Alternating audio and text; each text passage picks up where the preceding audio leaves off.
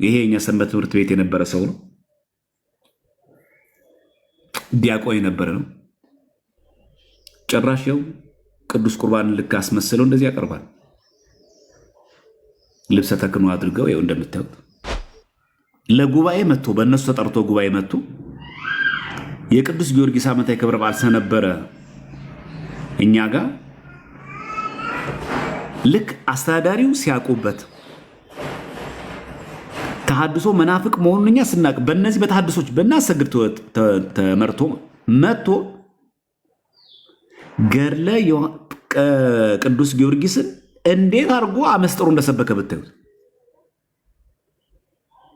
ከዛ በዛ ሰዓት የነበሩት የደብሩ አስተዳዳሪ በእውነት እውነተኛ መምህር ማለት እኚህ ናቸው ብሎ ሲያደንቁ ነበር። ሊቀ ጳጳሱን ጭምር ጠልፈው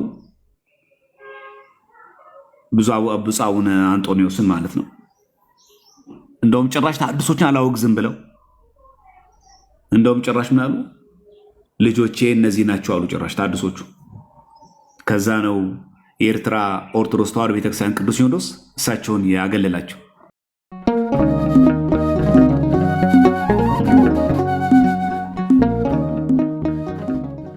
እሱ ማራዳ ሆኖ ማለት ነው። ደካማ ጎኑን ጥፋቱን ለመደበቅ በዚህ ውስጥ ይደበቃል። ይሄ ማስመሰል ነው። ሌላኛው በአንድ ጎን ህገወጥ አጥማቂ ወይ ደግሞ ከተሐድሶ መናፍቃን ጋር ያሉ እንደሆኑ ታውቃላችሁ። አንድ የቴሌግራም ሚስጥር ላካፍላችሁ። ያው እንዲህ ይላታል።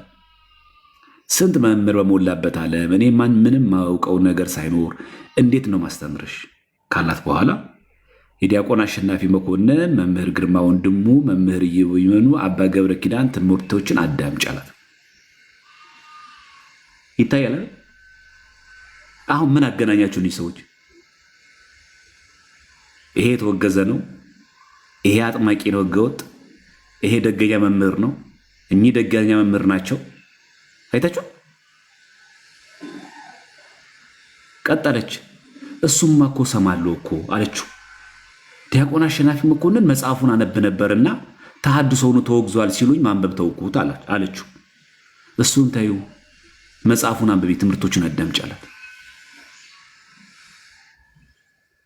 ከዛ ምን አለችው? የእግዚአብሔር ትዕግስት፣ ጸሎት የሚሉ መጽሐፍቶችን ሳነብ አይተው ጓደኞቿ ማለት ነው ቅዱስ ሲኖዶስ ያወገዘውን ሰው መጽሐፉን ለምን ታነቢያለሽ አሉኝና ችግር የለውም ላንብብ መጽሐፍቶቹን አለችው። እኔ ግጥም አድርጌ ነው ማነበው የምከታተለዋል። ጭራሽ ግጥም አድርጎ ይሄ ሰው ምንድን ነው? የዲያቆን አሸናፊ መኮንን መጽሐፍ ነበር የተወገዘውን ተሐድሶ። የመምህር ግርማ ወንድሙም ደጋፊ ነው። መምህር ዮሜኑም ይሰማል፣ አባ ገብረ ኪዳንም ይሰማል። ምንድን ነው የሚባለው አሁን ይሄ ሰው? አያችሁ፣ ለዚህ ነው እዚህ ጋር ያልኳችሁ በአንድ ጎን ህገወጥ አጥማቂያን ጋር ወዲህ ደግሞ ከተሐድሶ መናፍቃን ጋር ማስመሰል። እንድታውኑ ስክሪንሾት አድርጌ እዚህ ቁጭ ያደረኩት ውሸት እንዳይመስል ቅንብር እንዳይመስላችሁ ማየት ማመን ነው የሚባል አባዜ ስላለብን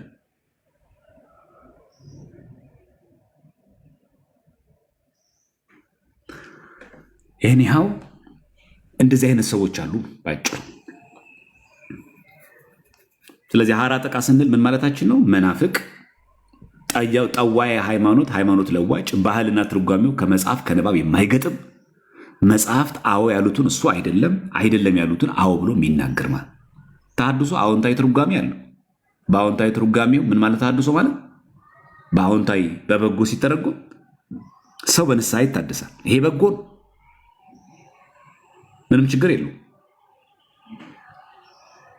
አንድ ጥቅስ ላንሳ። ቲቶ 3:5 ላይ እንደ ምሕረቱ መጠን ለአዲስ ልደት በሚሆን መታጠብና በመንፈስ ቅዱስ በመታደስ በግዕዙ ወተሐድሶ በመንፈስ ቅዱስ ይላል። አዳነን እንጂ እኛ ስላደረግነው በጽድቅ ስለነበረው ስራ አይደለም ይላል ቲቶ 3:5 ላይ። አይታችሁ እዚህ ጋር እንደሚል በመንፈስ ቅዱስ በምን አዳነን? ክርስቶስ በመታደስ ምን ማለት ነው? ቅዱስ ሜሮን ስንቀባ የመንፈስ ቅዱስ ማደሪያ እንሆናለን። አይቹ ወተሐድሶ በመንፈስ ቅዱስ ይላል።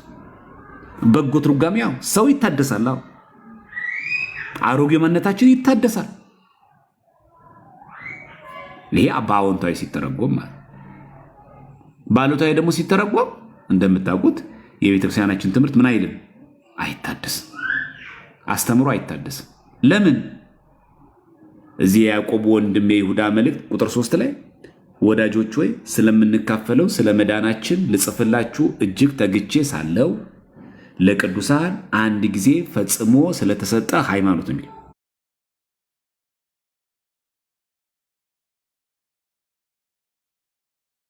ምን ሆና ፈጽማ ጥንቅቅ ብላ አልቆላት ደግሞ እኮ ስለተሰጠ ቅዱሳን እንኳን አልሰሯትም። ከእግዚአብሔር ዘንድ ለቅዱሳን የተሰጠችው ሃይማኖት አይሰራም። ሃይማኖት ቨርዥን የለውም። ሃይማኖት አብዴት አይደረግም። የተሰጠችው ለቅዱሳን ነው። ስንት ጊዜ? አንድ ጊዜ ነው። በነገሌ ጊዜ ነበረ፣ በነጊዜ ጊዜ ሁለተኛ አዲስ ቨርዥን ፕሮማክስ የለውም። የተሰጠው አንድ ጊዜ ምን ሆኖ ደግሞ በዛ ላይ ደግሞ እስቲኛም ትንሽ እናሻሸው እንዳንል እንዳንጠግነው ፈጽሞ ነው የሚለው። አንድ ጊዜ ፈጽሞ ጥንቅቅ ብሎ ስለተሰጠ ምን ሃይማኖት ምን እንድትሆኑ እንድትጋደሉ። ስለዚህ ሃይማኖት ማለት የምንቀበለው ከማን? ከቅዱሳን ከአባቶቻችን፣ ከዛስ የምንጠብቀው ነው እንጂ የምንሰራው የምናሻሽለው አይደለም። ስለዚህ ሃይማኖት ማለት የምንጠብቀው ነው። ይጠበቃል። በቃ ተሰጥቶ አልቋላ። ይሄ የተሰጠውን ሃይማኖት መቀበል ነው። አለቀ። የተገለጠውን እውነት ወንጌል መቀበል ነው። ከዛስ ጠብቀ እስከ ዕለተ ሞት መኖር። ምን ሆኖ ነው የሚለው? ለቅዱሳን አንድ ስለተሰጠ ሃይማኖት በተቻላችሁ ተጨማምሩበት፣ ቀንሱ ነው የሚለው። እንድትጋደሉ እየመከርኳችሁ እጽፍላችሁ ዘንድ ግድ ሆነብኝ። ተሐድሶ የምንቃወመው ለዚህ ነው። የትኛው አስተምሮ ነው የሚታደሰው? ለቅዱሳን እኮ የተሰጠው አንድ ጊዜ። በዛ ላይ ደግሞ እኮ ፈጽሞ ነው የተሰጠው። አይቀየርም። ሃይማኖት የምንቀበለውና የምንጠብቀው ነው። ይጠበቃል። በቃ እንዳይነካ። ግለሰብ አይደለማ። ይህም በደንብ ማወቅ አለብን። የምናነሳው ስለዚህ ነው። በአጭሩ ማለት አለፍ አለፍ ብዬ የተወሰነ ነገር ላንሳላችሁና መሰረታዊ ጉዳይ ላንሳ። እሺ፣ የተሐድሶ መናፍቃን የሚከተሏቸው መንገዶች፣ አንደኛ በሚያውቃቸው ሰዎች በኩል መቅረብ ነው። ይህ ዛሬም ይሰራል። የተሐድሶ መናፍቃን ሴራቸውን ለማስፈጸም የሚጠቀሙት ምንድን ነው? በሚያውቋቸው ሰዎች ይቀርባሉ። በቤተክርስቲያን አስተዳደራዊ መዋቅር ውስጥ በአብነት ትምህርት ቤት ወንበር ዘርግተው በተለይ አሁን በሰሜኑ የሀገራችን ክፍል የሚያስተምሩ የአብነት መምህራንን፣ በልዩ ልዩ ገዳማት የሚገኙ መናንያንንና አስተዳዳሪዎችን፣ የመንፈሳዊ ትምህርት ተቋማትን አስተዳዳሪዎች፣ ቅዱስ ሥላሴ መንፈሳዊ ኮሌጅ እንዲሁም ደግሞ ቅዱስ ጳውሎስ መንፈሳዊ ኮሌጅ አስተዳዳሪዎችን ማለት ነው፣ ዲኖቹን፣ መምህራኖቹን እንዲሁም የሰንበት ትምህርት ቤት አመራሮችንና አባላትን ማወቃቸውና መቅረባቸው በእነርሱ በኩል ተልእኳቸውን የማስፈጸም እድል ፈጥሮላቸዋል። በቃ ዋናው እነሱ የሚሰሩት ፍሬንድሺፕ ነው። እኛ ደግሞ የምታውቁት ነው ምን ያክል ገለባ እንደሆነ። አንድ ሰው ሲቀርበን እሺ ነው፣ ስልክ ምንካ፣ ቴሌግራም ላይ ላውራሽ፣ ቴሌግራም ላይ ላውራ፣ እሺ ነው ምንለው። ዲያቆን ነኝ ካለ እናምነዋለን። እኔ እኮ የሊቀ ጳጳሱ ሹፌር ነኝ እንቀበለዋለን። ብፁዕ አቡነ ገሌ እኮ ዘመዴ ናቸው ይደውሉልኛል፣ እንቀበለዋለን። ለምን? በሚያውቋቸው ሰዎች በኩል መቅረብ ነው የሚፈልጉት። ይሄ ነው ትልቁ ችግራችን። ዝም ብለን ነው እኛ ሰው ልጥፍ ምንለው። ፍቅረኛ ስንይዝ አናጣራም። ኦርቶዶክስ መስሎኝ እኮ ነው፣ ኦርቶዶክስ መስሎኝ እኮ ነው፣ ዲያቆን ነኝ ብሎኝ እኮ ነው። መጨረሻ ስታዩ ይህ መናፍቅ። ይሄ ምን ይባላል? በሚያውቋቸው ሰዎች መቅረብ።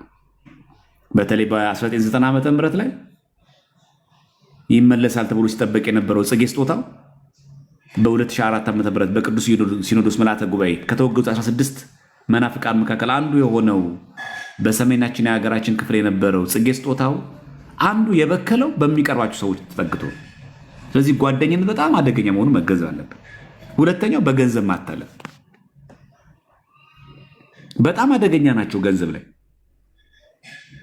ተሐድሶቹ ለገዳማት፣ ለመንፈሳዊ የትምህርት ተቋማት ተማሪዎች፣ አሁን ቅዱስ ጳውሎስ ለሚማር ሰው፣ ቅድስት ሥላሴ ለሚማር ሰው እንካ የሻይ ቡና ያስፈልጋል ቢሉት፣ በየጊዜው በየወሩ ለልብስ ለሳሙና ቢሉት፣ ይሄ ሰው አይቀየር? እድል የለውም የመቀየር? ሁሉም ይቀየር ብለን እንኳን ባንደመድም የጸኑ ስለሚኖሩ ማለት ነው። የመቀየር ግን እድል የለም። ገንዘብ ክፉ ነው፣ ስንቱን ያንገዳግዳል። ስለዚህ ለምንድነው መሰላችሁ ቅዱስ ጳውሎስ መንፈሳዊ ኮሌጅ፣ ቅድስት ሥላሴ መንፈሳዊ ኮሌጅ የሚማሩ ተማሪዎችን በገንዘብ የሚረዱት ታውቃላችሁ? ያ ልጅ እየተማረ ያለው በኢትዮጵያ ኦርቶዶክስ ተዋሕዶ ቤተክርስቲያን መንፈሳዊ ኮሌጅ ነው፣ እውቅና ባለው በቅዱስ ጳውሎስም በሉ ቅድስት ሥላሴ በሉ። ግን ይሄ ልጅ እዛ ሲማር ለዚህ ልጅ የሚያስፈልገውን አስቤዛ የሚያስፈልገውን ገንዘብ ወጪ ከቨር ሲያደርጉለት ይሄ ልጅ ቀጥታ ከቨር ለሚያደርግለት ገንዘብ ድጎማ ለሚያደርግለት አካል ተገዢ ነው።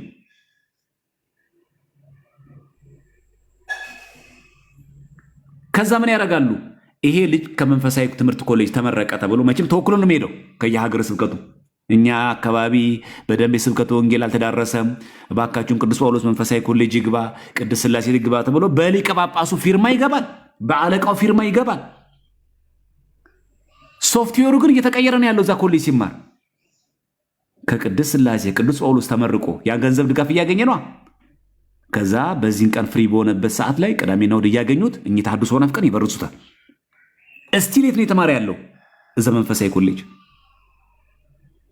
እኛ ቅድስት ሥላሴ ተመረቀ ብለን ከቅዱስ ጳውሎስ ተመረቀ ተብሎ የሆነ ደብር ላይ ስብከተ ወንጌል ኃላፊ ሲሆን የሚጋብዘው ማንን ነው? እኚህ የተሐድሶ መናፍቃንን። ለምን? ትላንት በገንዘብ አታለውታል። ትላንት ገንዘብ እየከፈሉ ረድተውታል። ዛሬ የቤተክርስቲያን ደሞዝ እየተከፈለው 2 ደሞዝተኛ ነው አሉ። ዛሬ ለሚፈልጉታል መሰረት የተሐድሶ መናፍቃንን ስብከተ ወንጌሉ እነሱን ተልእኮ በሚያስፈጽም አካል መቆጣጠር። አንተ የምታውቀው ከቅዱስ ጳውሎስ መንፈሳዊ ኮሌጅ መመረቁን ነው። አንቺ የምታውቀው ቅዱስ ጳውሎስ ቅድስት ሥላሴ መንፈሳዊ ኮሌጅ ተምሮ መውጣቱን ነው። እነሱ ግን የገንዘብ ድጋፍ በማድረጋቸው ይሄን ሰውዬ እዛ መንገድ ላይ ጠልፈውታል። ዓላማቸውን እንዲያሳካ፣ ትምህርታቸውን እንዲከታተል፣ ኑፋቂያቸውን እንዲያሰርጸው። ስብከተ ወንጌል ኃላፊ ነው የፈለገውን የነሱን አይነት የተሐድሶ ናፍቃን ደጋፊ ወንጌል ሰባኪ አድርጎ ለጉባኤ ይጠራል። አይተሃል መንገዳቸው። ይሄ ሰው ተመረቀ፣ ቤተክርስቲያን ልጄ ነው ብላን የምታስበው ይሄንን መደበችው። ደግሞ ስሙ ሲያምር መምህር እገሌ የሥነ መለኮት ምሩቅ በከፍተኛ ማዕረግ የተመረቀ። ከዛ ሰው ዘንድ የሚስለውን ስዕል አስበው አሉ። እኔ ገጥመውኛል እዚህ በአካል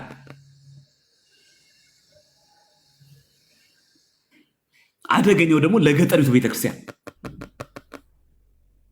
እዛ ምንም ማህበረሰቡ አልነቃም። እንዳትናገረው አንተ ታውቃለህ ከኔ የበለጠ እኔው ቅዱስ ጳውሎስ እኮ የተመረቁ ሰው ነኝ፣ እኔው ቅድስት ሥላሴ እኮ የተመረቁ እንዳተቸው የተመረቀው ቤተክርስቲያን ስር ነው። ሶፍትዌሩ ግን የኛ አይደለም። አዎ ወረቀቱ የኛ ነው ይላል፣ ቅድስት ሥላሴ ተመርቋ ይላል። ትምህርቱ ከኛ አልቃረመውም። በጓሮ እየሄደ እዛ ቤት ይማር ነበር። ስንቶቻችን ይሄ ይገባናል? ግን አሁን ይገባናል ይሄ ንግግራው። ለገጠሪቱ ቤተክርስቲያን ካህናት፣ ዲያቆናት ተመሳሳይ ድጋፍ እናደርጋለን በሚል ሰበብ የበረዟቸው።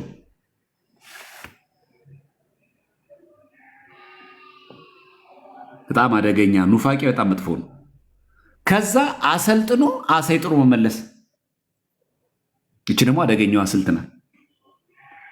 በትውውቅም ሆነ በትውውቅ ማለት በመግባባት ወይ ደግሞ በማታለል የቀረቧቸውን ሰዎች የጥፋት ዓላማቸውን ለማስፈጸም የሚችሉበት አቅም ላይ ካደረሷቸው በኋላ ተመልሰው ወደ ሰንበቴት እንዲገቡ፣ ወደ ስብከተ ወንጌል እንዲገቡ ያደርጓቸዋል። ወደ ሰዋዊ እንዲገቡ ያደርጓቸዋል።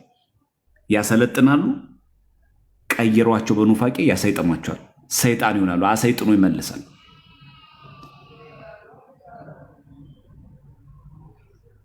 ስለዚህ መጀመሪያ ይመለምላሉ። በማታለልም በለው በቀረቤታም በለው።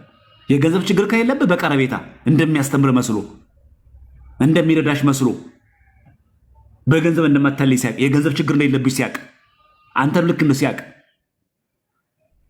ያሰለጥናሉ። ያሰለጠኑን ሰው ደግሞ አሰይጥነው ደግሞ ይመልሳሉ። ከዛ ሚዲያዎች ይጠቀማሉ። እያያችሁ ነው። በቲክቶክ ፕላትፎርም አሁን ተወግዞ ጽጌ ስጦታው አያመረ ጌታ ነኝ ይላል። ሙሴ መንበሩ አያመረ ጌታ ነኝ ይላል። ኦፊሻሊ በቅዱስ ሲኖዶስ ተወግዘዋል።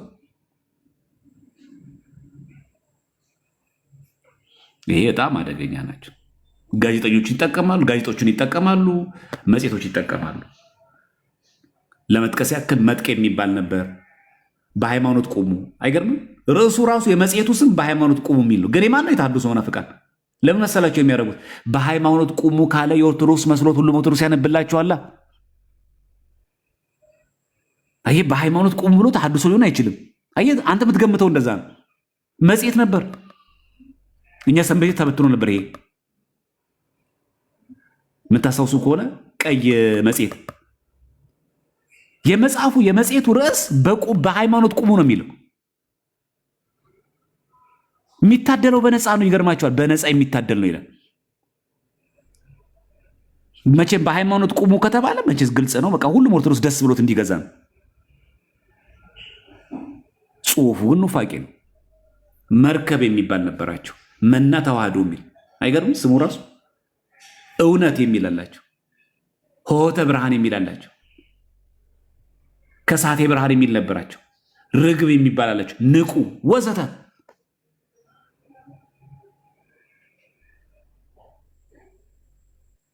መጽሔትም አላቸው። ከመጽሔቶች ልጥቀስላችሁ። አንቀጸ ብርሃን የሚባል አሁን አንቀጸ ብርሃን የኦርቶዶክስ አይመስል። ብሔራዊ ተሐድሶ የሚል፣ ከሳቴ ብርሃን ዘኢትዮጵያ የሚል፣ ሰላማ ዘኦርቶዶክስ ተዋህዶ የሚል አይታ። አሁን ይህንን ሄደህ ትገለብጣለህ አንተ። ምክንያቱም ሰላማ ዘኦርቶዶክስ ተዋህዶ ከተባለ የኦርቶዶክስ ነው ብለህ ስለምታስብ የተሐድሶች ነው። ጮራ የሚል አላቸው። ቤተ ፍቅር የሚል አላቸው። ለዚህ ድጋፍ ሰጪዎች እነማን ናቸው? ጌሴም የሚባል የፕሮቴስታንቶች መጽሔት አለ። ኦፊሻሊ እነሱ ፕሮቴስታንቶች ድጋፍ የሚያደርጉት እነሱ ናቸው። ትዝ ይላቸዋል። ትሪኒቲ የሚባል አላቸው። ማቴቴስ የሚል አላቸው። ካሪዝማ የሚል አላቸው። እነዚህ ፕሮቴስታንቶች መጽሐፍቶች በሙሉ ለእነዚህ ሁሉ ግብአቶች ነበሩ፣ አገልጋዮች ነበሩ። ስፖንሰር ሆነው ድጋፍ እየሰጡ ገንዘብ እየሰጡ ይረዷቸው ነበር። በጣም አደገኛ እንደሆነ ትረዱ። በዚህ አጋጣሚ መጽሐፍት ያሳትማሉ። ብዙ መጽሐፍ አላቸው። ለምሳሌ ጸጋ ዘአብ በቀለ የተባለው ሰውዬ ሳታድግ ያረጀች የኢትዮጵያ ቤተክርስቲያን ብሎ ይሰደባል። ይህ መቼስ ምረቃ አይሆንም። ሳታድግ ያረጀች የኢትዮጵያ ቤተክርስቲያን ነው የሚለው።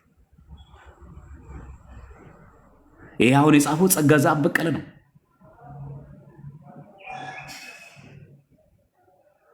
መጽሐፉን ላሳያችሁ። ምናልባት ከዚህ በፊት መጽሐፉን ያላያችሁ ሰዎች እስቲ ላሳያችሁ የተወሰኑ መጽሐፍቶች።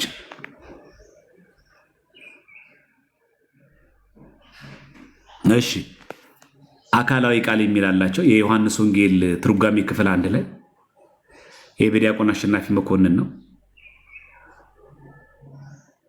አሁን አሸናፊ መኮንን የመጽሐፍ ጽፏል። አካላዊ ቃል የሚል ነው የዮሐንስ ወንጌል ትርጓሜ። ይሄ ጴጥሮስ ጳውሎስ የሚል ነው። ዲያቆን አሸናፊ መኮንን የተወገዘ ሰው ነው። ስሙን ስቲል ናው ራሱን ዲያቆን ያለ የሚጠራው። በጣም የሚገርማችሁ የቅዱስ ጳውሎስና ቅዱስ ጴጥሮስን ስዕል እንደዚህ ቁጭ አድርጎ ኦርቶዶክሶች ሁሉ እንዲገዙት። ይሄ ራጉኤል ቤተክርስቲያን በር ላይ ሲሸጥ የነበረ ነው። ይሄ ደግሞ እንደዚህ አካላዊ ቃል ከተባለ የዮሐንስ ወንጌል ትርጓሜ ከተባለ የኦርቶዶክስ አይመስልም። አሁን ያልኳቸው ሳታድግ ያረጀች ምላችሁ ይህንን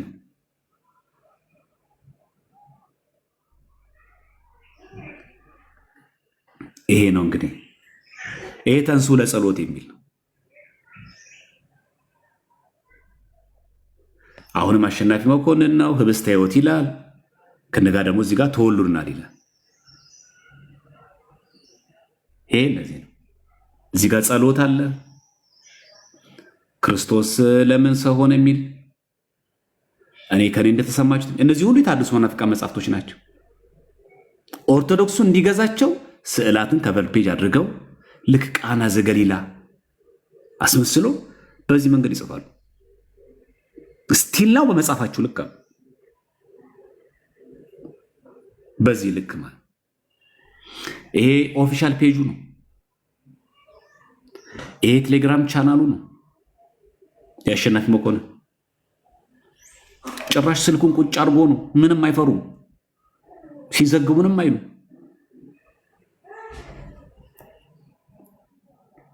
ይሄ የተቀበረ መክሊት የሚለው የአገዛቸው ተፈራ መጽሐፍ ቴሌግራም ግሩፕ ነው። አገዛቸው ተፈራ። ይሄ የተሐድሶ መናፍቆ የአሸናፊ የቴሌግራም ግሩፕ ነው። ኖላ ቢለው ነው የከፈቱት። በዚህ አጋጣሚ ይሄን የምነግራችሁ እዚህ ውስጥ የተቀላቀላችሁ ሰዎች ውጡ። ሳታውቁ ከሆነ በሶሪ ኮመንት ተደርጋችሁ ከሆነ ይሄው የመቼ ነው? ይሄው ዲሴምበር 23 የትላንትና ነው። የቆየ መረጃ አይደለም እኮ ትላንትና ከትላንት ወዲያ ነው ዲሴምበር 23 ከእንደዚህ። ስለዚህ በቴሌግራም ግሩፓቸው ኦፊሻሊ በዚህ መንገድ እንደዚህ እያስተምራሉ። ይሄ አፄ ዘርዓ ያዕቆብና አባ እስጢፋኖስ ብሎ አገዛቸው ተፈራ ተወግዞ መጽሐፍ ጽፏል። የኛ ህዝብ እንደምታውቁት ያው ሲገዛ ዝም ብሎ ስለሚገዛ መጽሐፍቶቹ እንደፈለገ መሄድ ነው። ሌላኛው ተገፋም ብሎ መጮህ፣ እቺ ያው የተለመደች ናት። ኢየሱስ ስላልን ክርስቶስ ስላልን ወንጌል ይሰበክ ስላልን በደንብ አድርገን ወንጌል ይሰበክ ብለን ስለነገርን እኛን መናፍቃሉ። እኛ ቤተክርስቲያን እኮ ወንጌል ከሰበክ ስለ መጽሐፍ ቅዱስ ካወራ ተሐድሶ ትባላለህ። እቺ ያው የተለመደች የዘወትር ጮት ስለሆነች ብዙ ማትደንቅ የተለመደ ነው። ደብዳቤ ጽፈው በስድብ መልክ የገለጹት ነው። ወርልድ ዎች ደግሞ ሊስት 2013 ላይ ኢትዮጵያ ውስጥ ክርስትና እየተበደለ ነው ይላል። ተሐድሶቹ ሲወገዙ ማለት ወርልድ ዎች ነው ያወጣው ነው የ2013 ላይ ማህበረ ቅዱሳን የሚባለው በጣም አደገኛ የሆነ ማህበር እየተስፋፋ ነው ያለው። ኢትዮጵያ ውስጥ ያሉ ፕሮቴስታንቶች እየተበደሉ ነው ይላል። እነ ጽጌ ስጦታው ስለተወገዙ እነ ሙሴ መንበሩ ስለተወገዙ ኢትዮጵያ ውስጥ ያሉ ተሐድሶች እየተገዱ ነው። ጭቆና አለ ኢትዮጵያ ውስጥ ይላል። ይሄ በእንግሊዝኛ ነው፣ ይሄ በአማርኛ የቀረበ ነው። እንግዲያስ እንዴት ከውጭ አካል ጋር ተናቦ እንዴት እንደሚሰሩ ጽጌ ስጦታው ማውገዝ እንዴት ነው ክርስትና መጨቆም የሚሆን? መናፍቅን መለየት እንዴት ነው የሚሆነው? ሌላው አጋጣሚዎችን መጠቀም። የተሐድሶ መናፍቃን አጋጣሚዎችን ይጠቀማሉ። ለምሳሌ ብፁዕ አቡነ ገብርኤል ባለፈው ዕለት ፍጡር ቤዛ አይባልም ሲሉ ምንድን ያሉት? የእኛ ሰው በኦርቶዶክስ ቤተክርስቲያን አጋጣሚ በቃ ተለጣፊ መሆን ራስን ችሎ መቆም የለም። በጥቅምት 12 ደግሞ ባለፈው ማለት ነው 2018 ዓ.ም በቅዱስ ሲኖዶስ በግለሰብ የታተመው ገድለ ዮሐንስ መጥምቅ ሲወገዝ ገድለ ዮሐንስ መጥምቅ ተወገዘ ያልነው እኮ ይሄ ነው። በጎ ጅማሩ ይቀጥላል፣ ውጤት አምጥተናል። አጋጣሚዎችን መጠቀም። በካቶሊክ እምነት ውስጥ ባለፈው ድንግል ማርያም ኮሪዲመር የሚሉትን አስተካክለዋል። እኛ ሲጀመር ኮሪዲመር ብለን አናምን። ምክንያቱም እነሱ ሙሉ ያምኑ ነበረ በማዳን ስራ ውስጥ በክርስቶስ ሪዲማቲቭ ዲድ ውስጥ ከኢየሱስ ክርስቶስ ጋር የሚተካከል ወይ ደግሞ የሚስተካከል ኢንቮልቭመንት አላት ብሎ ያምኑ ነበር። ኮሪዲመር ማለት ያ ነው። ይሄንን እኛ እንቀበልን በቃ ብለዋል። ይሄን አይተው አንዳንዶቹ ህይወት ካቶሊኮች ተመልከቱ። ምን እናድርግ ካቶሊኮች? እኛ ካቶሊክ አለ፣ እኛ ኦርቶዶክስ ተዋህዶ ነን። ተመልከቱ። ምን እናድርግ ካቶሊኮች? እኛ ካቶሊክ አለ፣ እኛ ኦርቶዶክስ ተዋህዶ ነን። ተመልከቱ። ምን እናድርግ ካቶሊኮች? እኛ ካቶሊክ አለ፣ እኛ ኦርቶዶክስ ተዋህዶ ነን። ብለን ብለን እንኳን እናምን።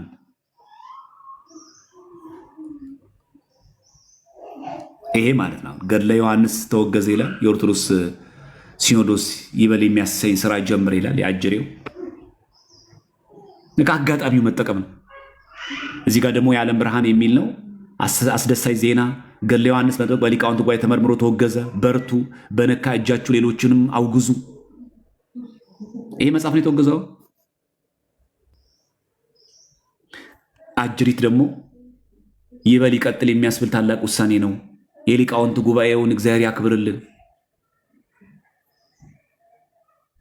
እንደው ገራሚ ናቸው። እንደው በፕሮቴስታንትና በኦርቶዶክስ መካከል ያለው ልዩነት ገድለ ዮሐንስ መጥምቅ መቀበል አለመቀበል ላይ ነው። አምስቱ ሶላዎች ምክንያታቸው የሆነው ገድለ ዮሐንስ መጥምቅ ነው። ገድለ ዮሐንስ መጥምቅ ስለተወገደ እነሱ አምስቱን ሶላዎች ተቀበሉ። ጥምቀት ለድነት ነው አሉ። ቅዱስ ቁርባን አማናዊ ነው ብሎ አመኑ። አጋጣሚዎች መጠቀም ትልቅ ችግር። ብፁዕነታቸው ያሉት እዚህ ጋር ያለ ነው። ምናልባት ድምፅ ከፈለጋችሁ አሰማችኋለሁ። ነባሩና አይደል ያሉት ጥንታዊው ገድለ ዮሐንስ መጥምቅ እንደተጠበቀ ሆኖ ነው የሚለው። አሁን ደግሞ በጋራ እንዲሰራሉ። ይሄ ሐዋሳ ነው። ይሄ መሀል ላይ ያለው ሰው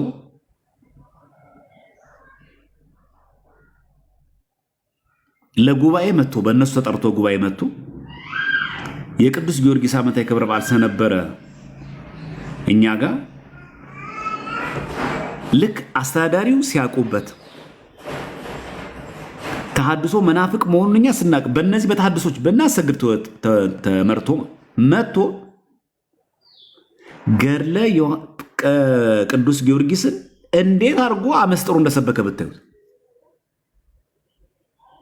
ከዛ በዛ ሰዓት የነበሩት የደብሩ አስተዳዳሪ በእውነት እውነተኛ መምህር ማለት እኚህ ናቸው ብሎ ሲያደንቁ ነበር።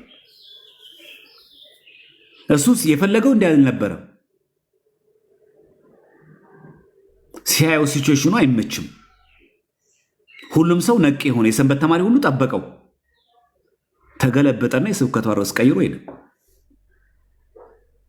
አሁን ግን ያው ኦፊሻሊ ታዩታላችሁ። ይሄ ለምንድን ምናነሳው አንዳንድ ሰዎች አሁን እንደዚህ አድርጎ ሰብኮ ተሐድሶ ትሉታላችሁ ይላል። በቃ አጋጣሚው ነው። ሁኔታውን ያዩትና የሰው ሁኔታ እንደማይመች ሲያውቁ የድንግል ማርያምን ምልጃ መስጥሮ ይሰብካል። ልቡ ግን ሌላ ነው። አይኖሩበትም። ይሄ ካቶሊኮቹ ያስተካከሉበት ነው። ኮሪዲመር የሚለው ገድለ ዮሐንስ መጥምቅ እኛ ጋር አለ ብቻ ለሚመስላችሁ ሰዎች በሲሪያ አለ። ራሱን ችሎ ደግሞ ዜና ሕይወቱ አለ የቅዱስ ዮሐንስ መጥምቅ። እነዚህ አማዞን ላይ የሚገኙ መጽሐፍቶች ናቸው። እንደውም አንግሊካን ቸርቾች የቅዱስ ዮሐንስ መጥምቅ ቸርች አላቸው። ሉተራውያንም ይኸው ከስር ነው የምታዩት። ይሄ ከላይ ያለው አንግሊካን ቸርቾች ነው። የቅዱስ ዮሐንስ መጥምቅ ቤተክርስቲያን በቅዱሳን ስም ቤተክርስቲያን ማን አላችሁ ለሚሉ ሰዎች አረ አንግሊካን ቸርቾች ራሱ አላቸው። ዌልካም ቱ ሴንት ጆን ዘ ባፕቲስት አንግሊካን ቸርች ነው የሚለው። ሉተራውያንም ይኸው አላቸው። ዜና ሕይወቱም አለ። በሱ ቤተክርስቲያን ማነጽም በእኛ ዘንድ ያለው አይደለም። ይሄ በተሐድሶ በሐዋሳ ያሉት ናቸው እነዚህ። ይሄ ምንም በነገራችን ላይ የግለሰብ ምናምን መረጃ አይደለም። ራሳቸው በፌስቡክ ገጻቸው ላይ ፖስት ነው። መስከረም 25 የዚህ ዓመት ማለት ነው። ቃለ ዓዋዲ ሐዋሳ አጥቢያ ነው። ተመልከቱ ህፃናት እንዴት አድርገው እንደሚበርዟቸው። እነሱ እዚህ ጋር ይታደማሉ በአካል ልጆቻቸውን ወይ ታናናሾቻቸውን መጥተው ደግሞ እዚህ ያደርጋሉ። አይታቸው ኑፋቄው እንዴት እንደሚያስቀጥሉ። አጅሬ ኦርቶዶክስ ለመመስል ነጣውን ለብሶ ቆጥ ብሎ ቆሟል። በቃ አለቀ። ለምን የመጣው ሰው ግራ እንዳይገባው ኦርቶዶክስ ቤት እንደመጣ አስመስሎ ኦርቶዶክስ ጋር እንደሆነ አድርጎ እንዲያስብ ምን ያክል መርዘኛ እንደሆኑ ተመልከቱ። ይሄ የታደመው ሰው ነጣ ለብሶ ቀጣይ በቃ ፍንድቅ ደቅ ብለው በእነሱ ቤት አሁን ኦርቶዶክስ ጋር ነው ያሉት። ነጠላው አለ፣ ክሩ አለ፣ ዘሴሚስትሩ እዚህ ጋርም አለ። ማያምንበትን ነጠላ ማያምንበትን ክር አስረውት ልክ እንደዚህ ልጆቻቸውን ጭምር እየበኩ ነው። እኔ ከዚህም ሰው ይልቅ አደገኛዎቹ እኚህ ህፃናት ናቸው። እኚህ ታዳጊ ልጆች እየተበከሉ ያድጋሉ ማለት ነው። ኑፋቄው እንዳይቆም እነሱ እንኳን በሆነ አጋጣሚ ወጥተው ምናምን አርጅተው ቢሞቱ በእነዚህ ህፃናት እንዲቀጥል ምን ያክል አደገኛ ስራ እንደሚሰሩ ተመልከቱ። ሰዎች ከምናስቡ በላይ ማለት ይሄ የኛ ሰንበት ትምህርት ቤት የነበረ ሰው ነው።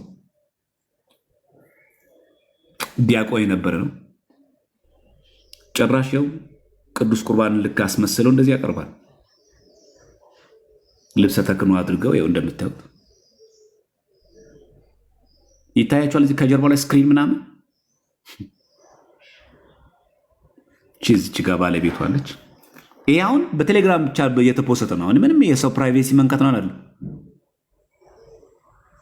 በፌስቡክ ገጻቸው ላይ እሁድ ቀን የዛሬ ሳምንት እሁድ ቀን ያከናወኑት ነው። ፎቶን የፖስቱት ራሳቸው ናቸው። እኛ ተደብቀን ምናምን ሰው ገብቶ ሰላይ ገብቶ ፎቶ አንስቷቸው አይደለም።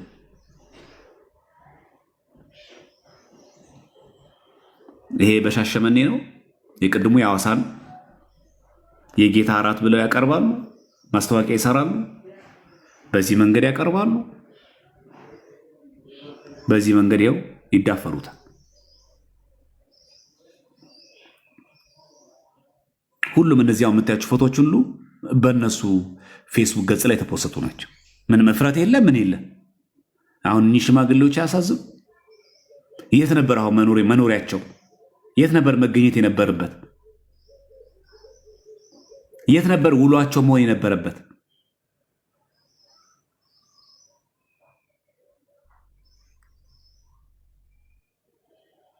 ይሄ ደግሞ አዳማ ነው፣ ናዝሬት። የእኚህ ደግሞ ይከፋል።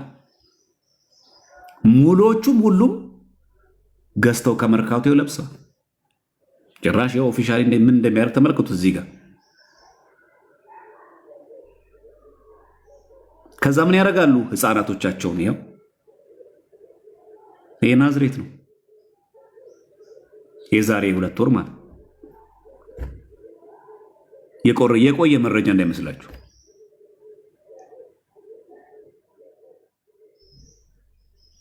ምንድን ነው የሚያደርገው? ልብሰ ተክህኖ ምንድን ነው የሚያደርገው? ቁርባኑ ቄስ ከሆነ ወጥቶ የለትቶት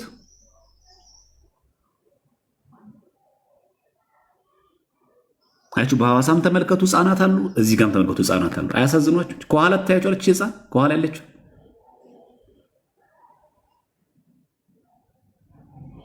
ለእነዚህ ማልቀስ አይገባም? አዳማ ለሚገኙ ህፃናት ማዘን አይገባም? አሁን እኛ መተኛት ነው ያለብን? ይሄ በጣም በአደገኛ መንገድ ያደርጉታል። ይሄ ደግሞ ደብረ ማርቆስ ነው። የየከተሞችን ላሳያችሁ ብዬ ነው።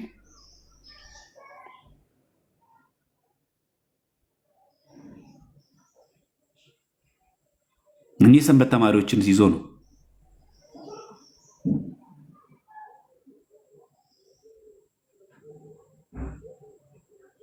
ርዕሱ ራሱ ደብረ ማርቆስ ለጌታ የሚል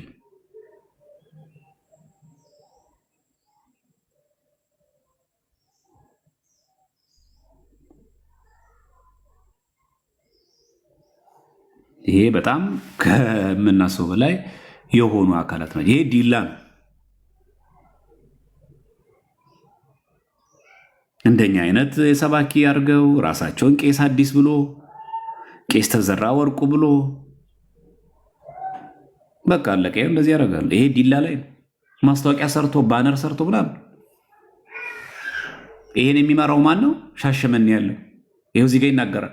በማህበረ አሃው የክርስቶስ ቤተክርስቲያን የምስራቅ ሸዋና የምዕራብ አርሲ ምን የወንጌል አገልግሎት ጽሕፈት ቤት ቅርንጫፍ ከፍተው ምናምን ከነስልካቸውን ቁጭ የሚያደርጉት አፍረት የለ በድብቅ የለ ኦፊሻሊ ማለት ይሄ ደብረ ማርቆስ ነው። ይሄ የመቀሌ ነው። ይሄ ሰውዬ ማለት ነው። በቃ ኦፊሻሊ ስልካቸውን ያስቀምጣሉ።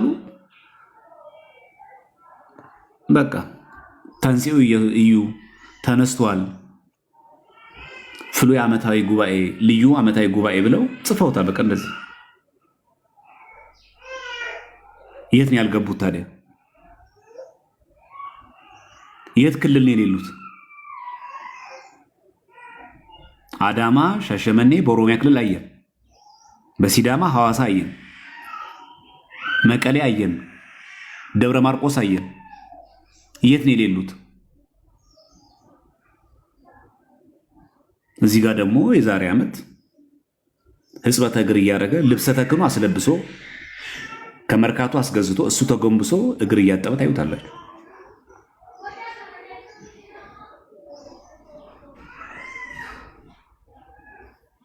ይሄ ደግሞ ሻሸመኔ ነው፣ እያጸለየለት ነው።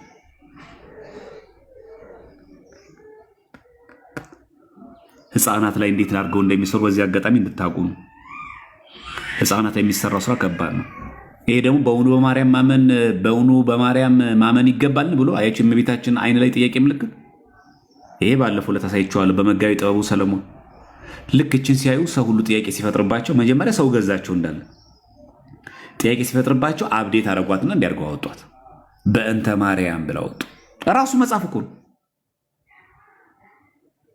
መጀመሪያም ብለው አወጡት። በእውኑ በማርያም ማመን ይገባልን ብለው ጠየቁና እንደ ጥያቄ ምልክት አድርገው አሳተሙ። ጸሐፊው ደግሞ መጋቤ ጥበብ ሰለሞን የሚባል። ልክ ሰው ተቃውሞውን አንስቶ መግዛት ሲያቆም ኦርቶዶክሱ እንዲገዛቸው የእመቤታችን አይን ላይ ነው ጥያቄ ምልክት።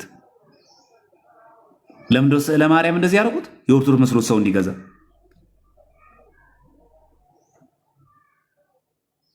ከዛ በእንተ ማርያም ብሎ አወጣው ሁለተኛ እትም ላይ። ከዛ ምን ይላል? ቅድስት ማርያም በመጽሐፍ ቅዱስ በአዋልድና በትውፊት ውስጥ። አሁን በእንተ ማርያም ከተባለ የቆሎ ተማሪ ቤተክርስቲያን ልጅ ሁሉ ይገዛዋል። የኦርቶዶክስ መስሎት ይመጻል። ይሄን ነው አብዴት ያደረጉት። ትንሽ ነቃ ሲልባቸው ሰው ሲይዛቸው መልኳን ርዕሷን ቀየር አድርጎ በዚህ መልክ መምጣት ራሱ ምንም ልዩነት የለው።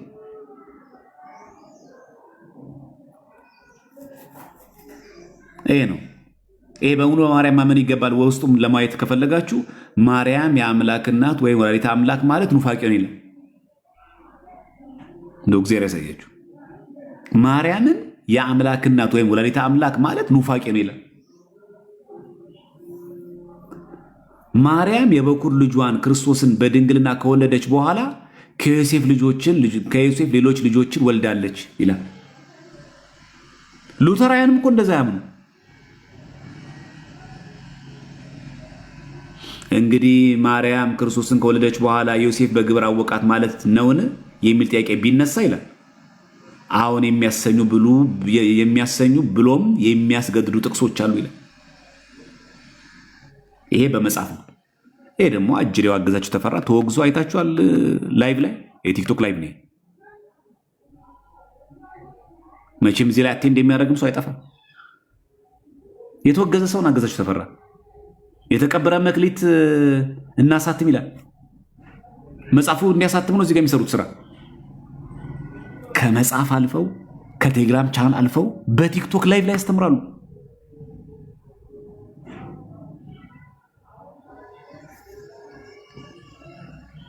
ስለዚህ የተሐድሶ መናፍቃን በተመለከተ ብዙዎቻችን አርቀን ነው የምናስበው። እንደሌሉ አድርጎ የሚያስብ ሰው አለ። እንደጠፉ ምናምን ውስጣችን እንደሌሉ አድርጎ ያስባል። እና ይህ በጣም አደገኛ ነገርና ያልተረዳውን ነገር መሆኑን መገንዘብ ያስፈልጋል። ይሄ በኤርትራ የነበረውን ነው ባለፈው ያነሳውላችሁ። የእኛ እናቶች ከኤርትራ ኦርቶዶክስ ቤተክርስቲያን እናቶች ምን እንማርለን የሚሉ ማለት ኤርትራ ብዙ ጳጳሳት ነበረች ያሳለፈችው በዘመኗ። ነገር ግን የተሐድሶ መናፍቃን ፈትነዋት ነበር። መድኃኔዓለም ቤተክርስቲያን ላይ ባጭሩ ድንኳን ተክለው ቅዳሴ የተቀደሰ በፒያኖ ይጨፍሩ ነበር እዛው ቅጽረ ቤተክርስቲያን ውስጥ።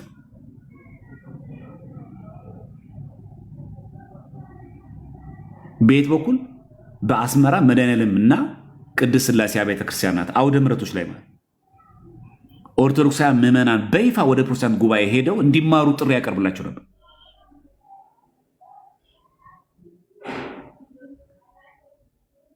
በጣም ነው የሚገርመው። አውደ ምሕረት ላይ ነው የሚነገረው። ይሄ ምዕመናን እንግዲህ ዛሬ እንዳትቀሩ ሄዳችሁ እዛ ሙሉ ወንጌል ተማሩ ይባላል። ቅዳሴ ካለቀ በኋላ ለምዕመናን አስመራ ውስጥ ማይክ ተይዞ ሄዱና ተማሩ ይባላል። በእኛው ማይክ፣ በእኛው ወደ ምረት፣ በእኛው ቤተክርስቲያን፣ በእኛው ካህን ሂድ ፕሮቴስታንት ቸርች እንዳትቀር። ዛሬ የምናያት የኤርትራ ኦርቶዶክስ ቤተክርስቲያን ይህን ሁሉ መከራ አልፋ ነው። እኛ ጋር ይህ መልእክት ቢተላለፍ ምን እንደምንል አስቡ። አዲስ አበባ የሆነ ደብር ላይ አንድ ቄሰ ገበዝ ወይ አንድ ሊቀ ዲያቆን እንደዚህ ብሎ ቢናገር፣ በማይክ ቢናገር ቅዳሴ በኋላ ምን ሊፈጠር እንደሚችል አስቡት። እዚህ ግን ነፃ ነበር፣ በቃ መብት ነበር። በአውደ ምሕረት ላይ በመናን በይፋ ነው የሚነገረው። በአውደ ምሕረቶች ላይ መድኃኔዓለም ቤተክርስቲያንና የት ቅድስት ሥላሴ ቤተክርስቲያን እንዳትቀሩ ፕሮቴስታንት ቸርች ተብሎ ከዛ እንግዲህ ኤርትራ እናቶች እንዲህ በፒያኖ የሚዘመር ነበር። ይሄ መካነ ሕይወት ይባላል የደብሩ ስም። አስመራ መድኃኔዓለም ቤተክርስቲያን የተፈጠረው ነው።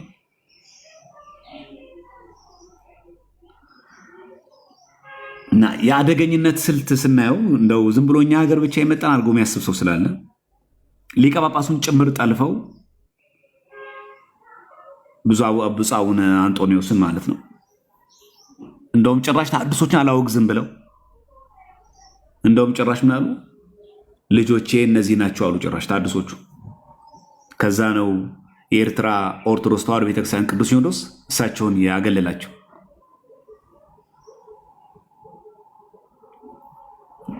ስለዚህ ኤርትራ በጣም አደገኛ ነበረች ያሳለፈችው። አሁን በውጭ ሀገር የሚገኙ ናቸው እነዚህ። አሁን ይሄ ቀሲስ አትናቴዎስ የሚባለው በቃ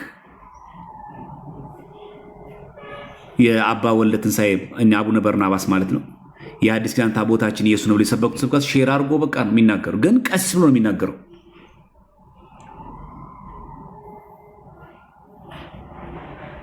የእነዚህ ሰዎች ኮኔክሽናቸው ከማገኑ ታውቃላችሁ? ከዚህ ሰው ጋር አይታችኋል። በቴሌግራም ላይ በፌስቡክ ላይ የማንን ሼር እንደሚያደርጉ የዚህ ኤርትራዊ ኢትዮጵያ ውስጥ ካለው ከአሰግድ ጋር ምን ያክል ግንኙነት እንዳለ ታውቃላችሁ? እንደውም እርሱ እንደሚለው ተወግዛል ያለው ሲኖዶስ አይደለም ይላል። ተረፈ አበራ የጻፈውን ናቸው እኚህ ቀሲስ ኤርትራዊ የተባሉት ሼር ያደረጉት። ሉክ ለዛም ነው ባለፈው ዕለት በኤርትራ የሚንቀሳቀሱ የተሐድሶ መናፍቃን ኢትዮጵያ ውስጥ ካለው የተሐድሶ ክንፍ ጋር አብሮ የሚሰሩ ናቸው ያለው። ለዚህ ነው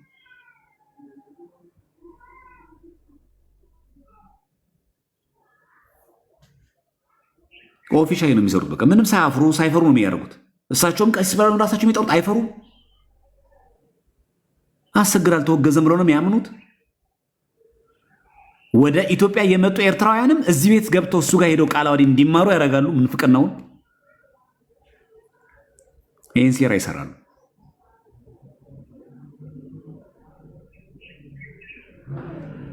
ስለዚህ ማንም ሰው ካሁን በኋላ መናገር ያለበት ምን ብሎ ነው? እኔ ኦርቶዶክስ ነኝ ማለት ይችላል።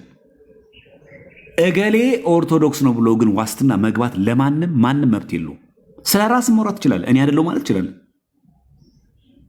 እገሌ አይደለም ማለት ግን አትችልም። ይሄ ወንጌል ጡም የሚል ነው። በትግርኛ የተጻፈ ነው።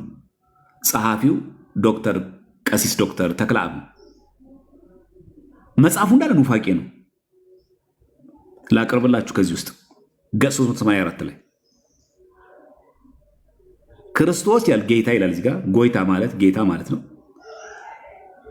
በአብ ቀኝ ሆኖ በሚጸልየው ጸሎት እንጂ ዛሬ እያንዳንዳችን በምንጸልየው ጸሎት አይደለም። ምንድነው ይላል ገጽ 384 ላይ።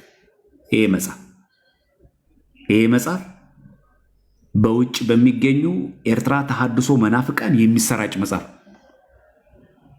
ጸሐፊው ቀሲስ ነኝ ዶክተር ነኝ የሚል ነው። ብቀሺ ማለት ያ ቀሲስ ማለት ዶክተር ነኝ ነው። ተክለአብ መንግሥተአብ ክርስቶስ አሁን በአብ ቀኝ ሆኖ በሚጸልየው ጸሎት እንጂ እያንዳንዳችን በምንጸልየው ጸሎት አለ ምንድነው ይላል።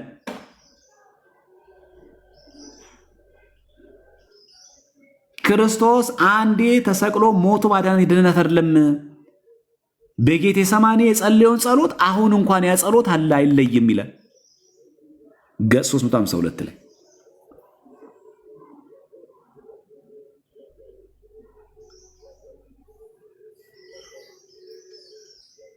እኛ አሜሪካ የሚገኙ ናቸው። አባ ጊዮርጊስ ዘጋስጫ ቅዱስ አይባልም፣ ቅዱስ በላይ ቤተክርስቲያናችን እውቅና አልሰጠችውም ብለው የሐሰት ነገር የሚናገሩ ናቸው። እኚህ እንግዲህ ህፃናት ናቸው እንግዲህ ተበክለው የተሐድሶ ምንፍቅና ውስጥ ያሉት። ስለዚህ አሁን እንደሚያደርጉት በቤተክርስቲያን መዋቅር ውስጥ ሰርጎ ይገባሉ። በየትኛውም መዋቅር ውስጥ ይገባሉ ሰርገው፣ በቅስናም በለው በድቁና በለው በምን በለው ሰርጎ ይገባሉ። ሁሌ ማለት ሰርጎ ይገባሉ። በሚገርም ትምህርታቸውን ያስተምራሉ። ይሄ በዚህ ነው። እሺ ሌላኛው ምን ይጠቀማሉ የሚለውን ነገር ላሳይና ለዛሬ ይበቃል። የመገናኛ ብዙሃን የቴክኖሎጂ አጠቃቀም ይጠቀማሉ። ዩቲዩብ አላቸው ምናምን፣ ፌስቡክ፣ ቲክቶክ፣ ቴሌግራም አላቸው። በእነዚህ ሁሉ ኑፋቄውን ክደትን ይናገራሉ። በዚህ ጋር ምንም ችግር የለባቸው፣ ያስተላልፋሉ። አንድ ነገር ላሳያችሁ። ይህን ሰው ታውቁታላችሁ?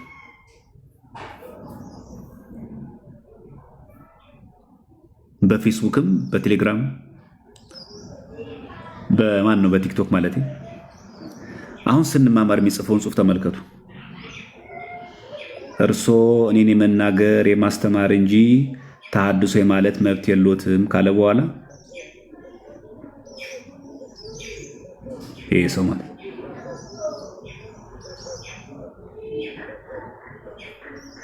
አቤት ይላሉ። በቃ እንደዚህ ነው የተሐድሶ ምንፍቅና ውስጥ ይገባ ሰው ወዬ ይላል። አሁን ስለ ኢዮብ መኮንን አንስተናል።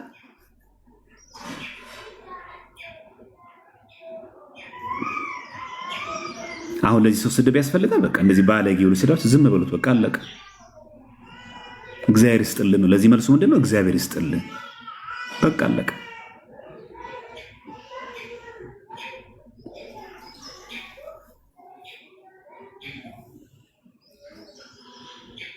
እንደዚህ አይነት ሰዎች ሲገጥሟችሁ ምንም አትበሏቸው። በቃ አሁን የማሳያችሁ እንድትረዱ ነው። እሺ እንድትጠሉት ምናምን አይደለም። ስድብ እንድሰድቡት አለን። በቃ ይሳደብ መብቱ ነው። እግዚአብሔር ይስጥልን።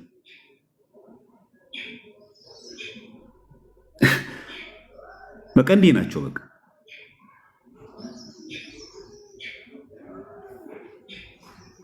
አሁን ይህን ሰው ስድብ ሰጣል። አትሳደቦች፣ ከአፋችሁ ስድብ እንዳይወጣ እግዚአብሔር ይስጥልን። መልሱ ለዚህ አሁን እግዚአብሔር ይስጥልን። በቃ አያስፈልግም። አሁን እኛ ኢዮብ መኮንን መናፍቅ ነው ብለናል፣ ግን ወዬ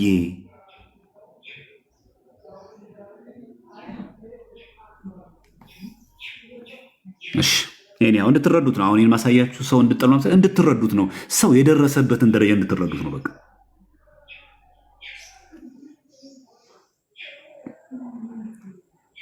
ወደ ርዕሳችን እንመለስ። ወደዚህኛው ርዕስ የቋንቋና የባህል ልዩነቶችን መጠቀም። ኮሜንቱን አጥፉላችሁና ይካተሉ። እዚህ ጋር ተመልከቱ። በተለይ አሁን እንደምታዩት በተለያየ ቋንቋዎች በተለያየ ብሔር ብሔረሰቦች ቋንቋዎች ስብከቶች ይሰበካሉ። በተለይ አሁን እንደምታውቁት በተለያዩ የኢትዮጵያ ቋንቋዎች ስብከቶች የተሰበከ አይደለም። አሁን እኛ ጋር አለ፣ በተለያየ ቋንቋ ይሰበካል። አብዛኛው የኛ ስብከት በአማርኛ ላይ ያተኮረ ነው። እነሱ ግን በክልሉ ቋንቋ ስብከት እንስበክ በማለት ኑፋቄዎችን ለማሰራጽ ይመቻቸዋል። ስለዚህ እኛ በቋንቋ ማገልገል አለብን በደንብ። ይህንን ከቨር ማድረግ ካልቻልን ልክ እነሱ ከቨር እንደሚያደርጉ በቋንቋ እንደሚሰበክ አስመስለው ኑፋቄውን ግን ሊያሰርጹ ይችላል። ሌላኛው በአውደ ምሕረት ላይ የኦርቶዶክስ ቤተክርስቲያንን በመተችትና በጥያቄ መልክ የሚያቀርቡት የቀጥታ ስርጭት ፕሮግራም አላቸው። ይህ ማዳከም ስልት አላቸው። ሌላው ዘመናዊ አምልኮ ማስተዋወቅ ነው። እስቲል ነው አለች። አሁን የቤተክርስቲያን ባህላዊና የዜማ ልክ መሰንቆ፣ በገና፣ እንደዚህ ዋሽንት እና የቅዳሴ ስርዓት አሰልቺ ወይም የተወሳሰበ በማድረግ በመትኩ ቀላልና ዘመናዊ አድርጎ ማቅረብ። ይህ እኮ በጣም እኮ ዝገት ነው። የይልማ መዝሙር ስሰማ እኮ እንቅልፌን የሚመጣው። የበኩረ መዘምራን እኮ የኪነ ጥበብን እኮ መዝሙር ስሰማ እኮ እንቅልፌን የሚመጣው። ይሄ ምን ይባላል? በእነሱ ዘመን ብሎ የሚያቀርቡት አሰልቺ የተወሳሰበ አድርጎ ያቀርቡና ትንሽ ፈጠን ፈጠን አድርገው እንጂ ሞቅ ሞቅ አድርጉት እንጂ ይላል። ዘመናዊ አምልኮ ማስተዋወቅ። አሁን ብዙዎች ጊዜ ወደ ምሕረታችን እንደዚህ ሆኗል። ዲኮራችን ያያችሁት ነው። የኡፉፋ መዓት፣ የዲምላይት መዓት በቃ አሁን የተለመደ መጥቷል። ዲኮሩ ያያችሁት ነው። አውደ ምሕረታችን ሰርግ ቤት አይደለም፣ ይሄ መዝናኛ ቦታ አይደለም፣ አውደ ምሕረት ነው። ቀስ በቀስ ዘመናዊ አምልኮ እየተዋወቁ ይመጣል።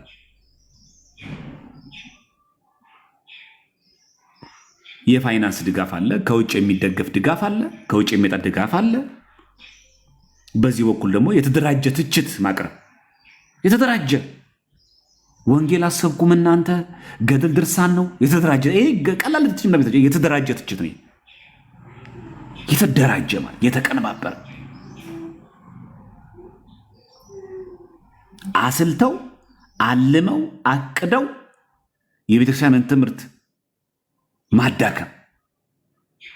ለኢትዮጵያ ድህነት መነሻ የኢትዮጵያ ኦርቶዶክስ ተዋሕዶ ቤተክርስቲያን ናት። የተደራጀ ትችት።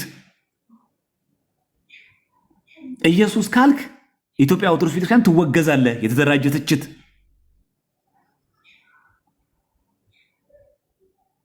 ይሄ ነው በቃ። ይሄ ትችት ይቀርባል ማለት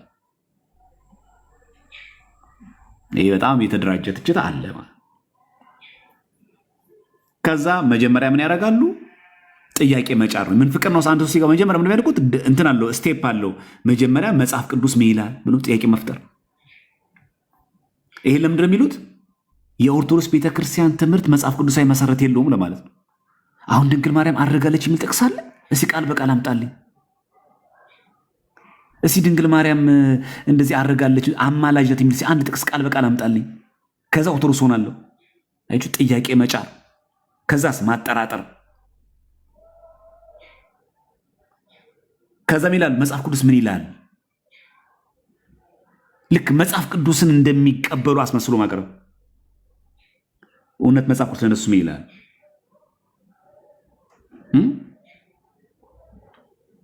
መጽሐፍ ቅዱስ ኢየሱስ አማላጅ ነው ይላል።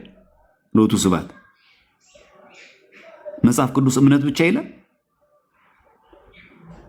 መጽሐፍ ቅዱስ ኢየሱስ ክርስቶስ ብቻ ይላል። አምስቱ ሶላዎች መጽሐፍ ቅዱስ ላይ ያሉ ግን ምን ያስመስላሉ? ጥያቄ በመጫር ማጠራጠር። እኔ ከመጽሐፍ ቅዱስ አምጣልኝ። እነሱ ሲጮሁ ሲጨፈር ምናምን ታውቃላችሁ፣ ምልጃ ጸሎት ሲያደርጉ ምን ሲያደርጉ አይከለከልም። እኛ ስንልስ መጽሐፍ ቅዱስ ላይ በድንግል ማርያም አማላጅነት እመን የሚል የት አለ? ከዛ ምን ማድረግ? ማጠራጠር፣ ጥያቄ መጫር። ከዛ ምን ያደርጋሉ መሰላችሁ? በስርዓቶች ላይ ማተኮር። የጸበልን፣ የቅዱሳት ስዕላትን፣ የሰባቱ ምስጢራትን አፈጻጸም ወይም በዓላትን ከክርስትና ውጭ ያሉ ባህሎች ናቸው ማለት ማሳነስ። ይህ እኮ ማካበር ነው። ጸበል እኮ ዝም ብለህ ታጥበህ ንጹህ ሆነ ምንም ችግር እኮ የለውም። አይቸው መጀመሪያ ኑፋቄ የሚጀምረው ስርዓት ከማራከስም አታካብድ ከሚል ይጀምራል። ምን አለበት ከሚል ይጀምራል። ቅዱሳት ስዕላት የት ቢቀመጡስ ችግር እኮ የለውም። ዋናው እኮ ሜሞሪያል እንዴትም ተጠመቅ፣ ዋናው እኮ መጠመቅህ ነው። ምንፍቅና ሲጀምር መጀመሪያ ምን እንደሚያደርገው ስርዓት ላይ በማተኮር መጀመሪያ በማራከስ ይጀምራል። ይህ እኮ ባህል ነው፣ ዝም ብሎ ነው። ቄስ መጥቶ ማጥመቅ ምናምን ማቁረም ሜሮን መቀባት፣ ይሄ እኮ ዝባዝንኬ ዝም ብሎ እኮ በዓል ነው። የጥምቀት ቀን ታቦት ይዞ መውጣት ምናምን፣ ዋናው እኮ ማሰብ ነው ጌታን ክርስቶስን። ታቦት ምን ያደርጋል? ብዙዎቻችን እኛ ይናንሰን የሚነቅፍ ሰው ስርዓት ነው የነቀፈው። ምን ችግር አለው? ስርዓት ደግሞ ይሻላል ብሎ ይናገራል። ጥንቃቄ አድርጉ ምዕመናን። ምንፍቅና ሲጀምር መጀመሪያ የሚጀምረው በማ ላይ ነው? በስርዓት። ከዛ በጌታ የጀመረ ድንግል ማርያም በመንቀፍ በድንግል ማርያም ላይ የነቀፈ ጌታ ላይ ይሄዳል። ከጌታ ጋር የጀመረ ሄዶ ከስላሴ ጋር ይጋጫል። አሁን ያያችሁ ነው። ለመጸለይ 1 2 3 ነው የሚሉት። በስመ አብ ወወልድ ወመንፈስ ቅዱስ አይሉም። ታውቃላችሁ። ለመጀመር 1 2 3 ይላል። በምን ላይ ማተኮር? በስርዓቶች ላይ ማተኮር። መጀመሪያ መንቀፍ ከተጀመረ አታካብዶ እባክህ። ምን ችግር አለው? እንደፈለገ ለብሼ ባያስቀድስ እንደፈለገ በው ምን ችግር አለው? ይሄ እኮ እየተካበደ ዝም ብሎ እኮ ምናምን ባህታዊ ገሌ ያስጀመረው ነው። የቤተክርስቲያን ስርዓት የተለካ ነው፣ የተሰፈረ ነው፣ አለቀ። የኦርቶዶክስ ቤተክርስቲያን ለማላላትም ለማካበድም የተሰራ ስርዓት የለንም። ስርዓት ነው።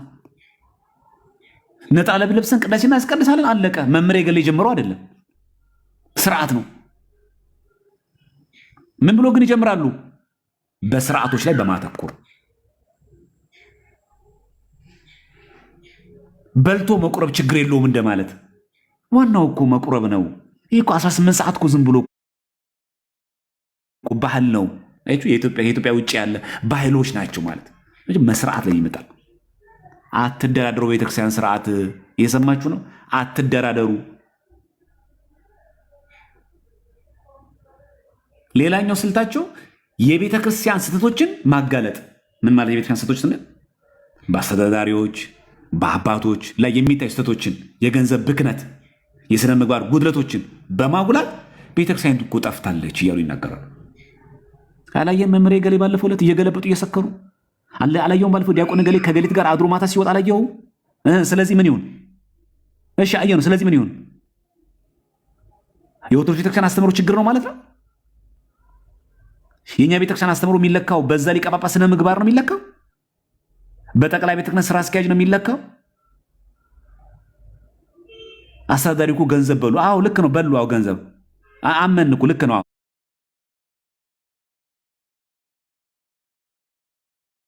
ሰው ምን ይሁን? እሳቸው ገንዘብ ስለበሉ የቤተክርስቲያን ትምህርት ስህተት ነው?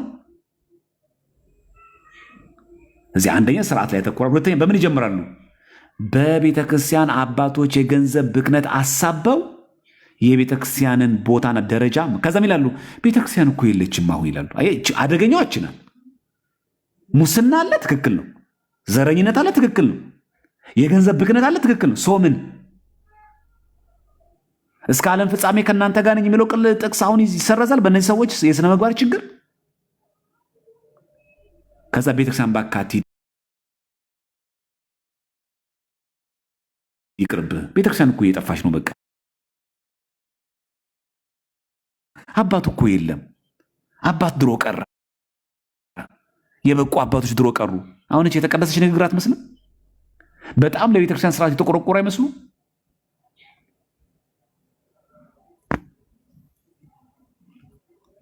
ስለዚህ የቤተክርስቲያን አባቶችን፣ አሳዳሪዎችን፣ አለቆችን፣ የሂሳብ ሹሙን፣ የጸሐፊውን የሥነ ምግባር ችግር በጣም እያጎሉ ያሳዩና በእኔ ከዛ ምን ላለኛ ብዙቻችን እኔ አላስቀድስ በቃ ይቅርብኝ እንላለን።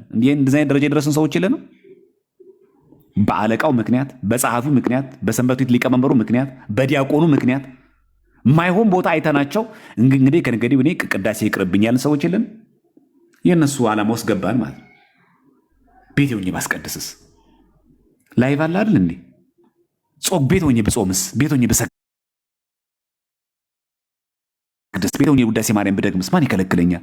እነሱን ከማ የምትሉ ሰዎች የላችሁ? የፈለገ ቤታችን ብንጸልይ ብናስቀድስ በአካል ተገኝቶ ቤተክርስቲያን ከመጸለይ ጋር በፍጹም አይተካከልም። በፍጹም። የፈለገ ቄሶቹ እንደፈለገ ይሁኑ፣ የፈለገ ሊቀ ዲያቆኑ የፈለገ ይሁን፣ ከቻል ለማስተካከል እንጣር፣ እንሰብሰብ፣ እንስራ። የፈለገ ቤታችን ብንሰግድ ብንጾም ብንጸልይ በአካል ቤተክርስቲያን ከመገኘት ጋር ፈጽሞ አይተካከልም። አንለስ ኤንድ አዘርዋይስ ለይቶልን ገዳም ካልገባን በስተቀር። ገዳም እኮ ቤተክርስቲያን አለ። ገዳማያንም እኮ መቆረብ አለባቸው። የግል አዳኝም የግል ጽድቅም የለንም እኛ። በጋራ ነው የሚጸደቀው። የማህበር ጸሎት ነው። የቤተክርስቲያን አንድነት ነው። ማህበራችን አንተው ያለው ጳውሎስ ይንህድግ ማህበርን አይደል ያለው? በግል የሚባል ነገር የለም። ብዙዎቻችሁ ከዚች ነገር ተጠንቀቁ ምዕመናን። በተለይ አሁን በሰሞኑ በምናየው ችግር የሆነ አለቃ አይታችሁ የሆነ የደብር አስተዳዳሪ አይታችሁ፣ የሆነ የሰንበት መሪ አይታችሁ፣ የሆነ ሊቀ ዲያቆን ቄሰ ገበዝ አልሆነ ቦታ ላይ አይታችሁ ቺት ሲያደርግ ምናምን ብታዩ እንኳ ቤተክርስቲያን እየጠፋች ነው እንዳትሉ፣ አትጠፋም። የገሃነም ደጆች አይችሏትም። እኛ ልንጠፋ እንችላለን። በስነ ምግባር በኑፋቄ ልንጠፋ እንችላለን። ከቤት ካለን እንርቅቻለን ማለት ነው። ቤተክርስቲያን ግን አትጠፋም። አለቃውን አይቼ ያንን ቄሰ ገበዝ ከማይ ያንን ዲያቆን ሲቀድስ ከማይ ብሎ ግን ቤት ነው ካሁን በኋላ የምቀመጠው ቅዳሴ አልሄድም ሰዓታት አልሄድም ማለት ግን የመናፍቃን ጎራ ውስጥ መግባት። ሌላኛው ደግሞ አደገኛው ደግሞ ቀላልና ቀጥተኛ ትምህርት ያለ አስመስሎ መስጠት። ይሄ ፌክ ሲምፕሊፊኬሽን ነው። ደግሞ በቃ ቀላል ነገር እንዳለ አስመስሎ ማሳየት። አሁን ለምሳሌ በእኛ ቤተክርስቲያን ውዳሴ ማርያም እንደግማለን፣ ጸሎት እንጸልያለን። ይሄን ሁሉ ይላሉ። ወደ ክርስቶስ በቀጥታ መሄድ እየተቻለ ምን ያደርጋል? ይሄ ምንድን ዝባዝንኬ አሳጠረው እንጂ ይላሉ። እቺ ራሱ አንዱ የኑፋቄ መንገድ መግቢያ ቀዳላ ናት። እንዴት አደገኛ ነው! ተመልከቷት። እዚህ ጋር ቀላልና ቀጥተኛ ትምህርት ያለ አስመስሎ መስጠት። ይሄ ፌክ ሲምፕሊፊኬሽን ይባላል። በቃ አታካብደው። ቀላል እኮ ነው። በማርያም በጊዮርጊስ በአቡነ ተክለ ሃይማኖት በገብረ መንፈስ ቅዱስ እንደዛ መሄድ አይጠበቅብህም። ሾርት ሄንድ በቃ ፕሪሳይዝ የሆነ እኮ ምላሽ አለ። ቀላል ነው። ምን ማድረግ አለብህ? በቃ በቀላሉ አንተ ምን ማድረግ ትችላለህ? በቃ ወደ ክርስቶስ በቃ ተጸልይ። ማን ከለከለን እንዴ?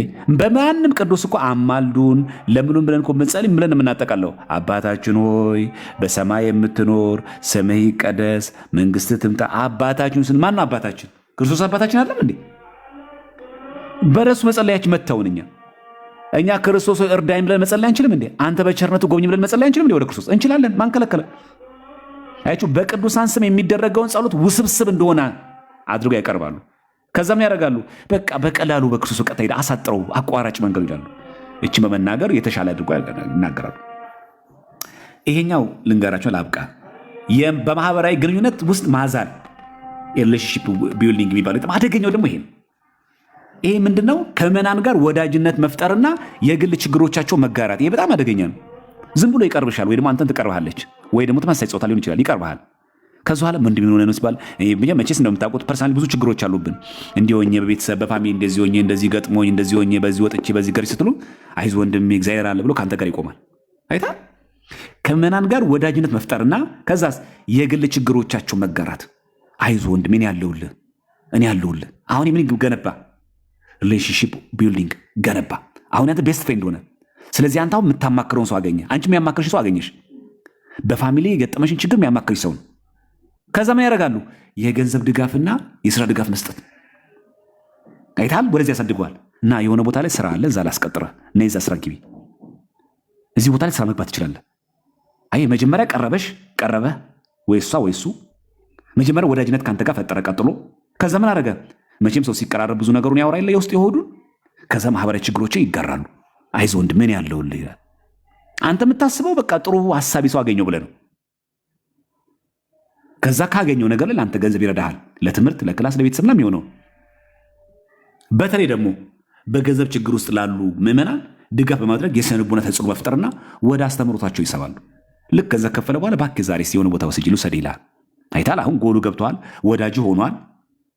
በዛ ላይ ግል ችግሮችን ያውቃል፣ ስስብልትን ተረድቶታል ማለት ነው። ስለዚህ በገንዘብ እየደገፈ ወይ ደግሞ እየደገፈች ነው ያለው። ከዛ እኔ እስቲ ቸርች ደርሰን እንምጣ ይልሻል። የት የተሐድሶቹ መንጋ ውስጥ እንዴት አየሽው? ምን ይመስልሻል ይልሻል። ያው እኛም ሸም ስለሚዘን አይ ችግር የለውም ኧረ ቆንጆ ነው እንላለን። አቹ ማህበራዊ ግንኙነትን ውስጥ ማዛል ጥንቃቄ አድርጉ። ሰው እንዳለ አትቅረቡ አይባልም። ስንቀርብ ግን ከማጋ ነው የግል ችግሮቻችን እየተጋራን ያለ ነው። ነገ ወደ የትኛው ጎራ ከሚከተን ሰው ጋር ነው ወዳጅ ሆን ነው።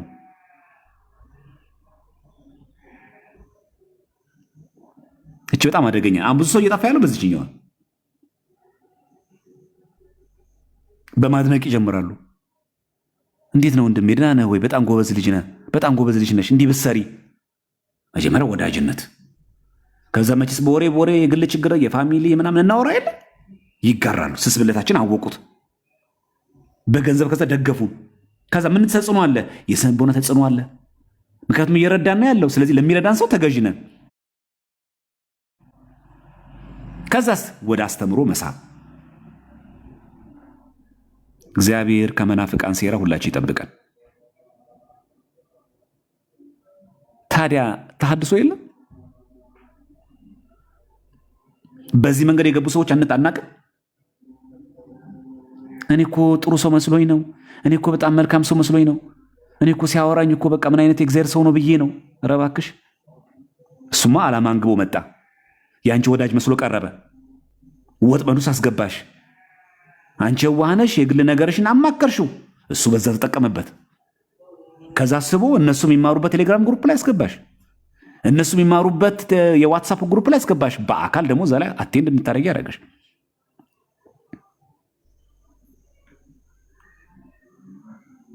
ለዛሬው ይሄን ይበቃናል።